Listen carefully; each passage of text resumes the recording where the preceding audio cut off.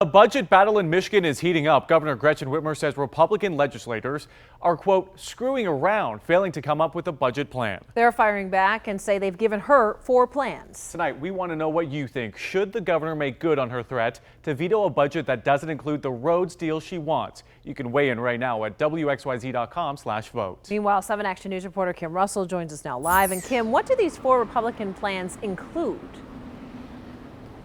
You know what? That's a really good question, because I have again and again asked Republican lawmakers in recent days, weeks, for copies of these plans, but they're not providing them to the public. So now here we are trying to report on a plan that we cannot see, and this is what's going on. Governor Gretchen Whitmer spoke next to a sign with the number 176 on it.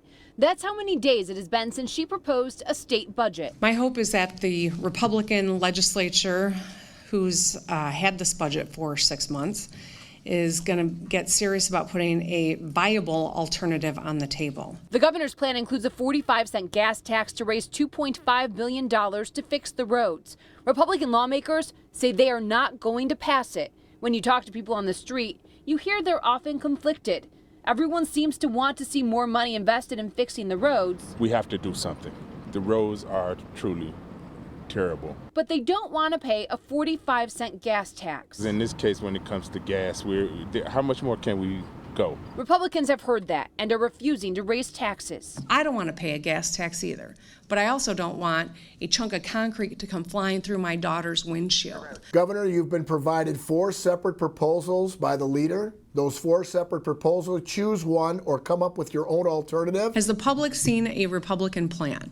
Or is it just we're having these quiet conversations behind closed doors? They didn't want a debate back and forth in the media when they might come to a consensus without doing that. We have to have a real solution. This pretending that money's in a budget that they couldn't find the last 8 years of complete Republican control, but now is supposedly there, is phony. Now the question is, will there be a government shutdown? There will be a balanced budget that's passed by the House and the Senate, given to the governor. If the shutdown comes, it comes from our governor vetoing our budget.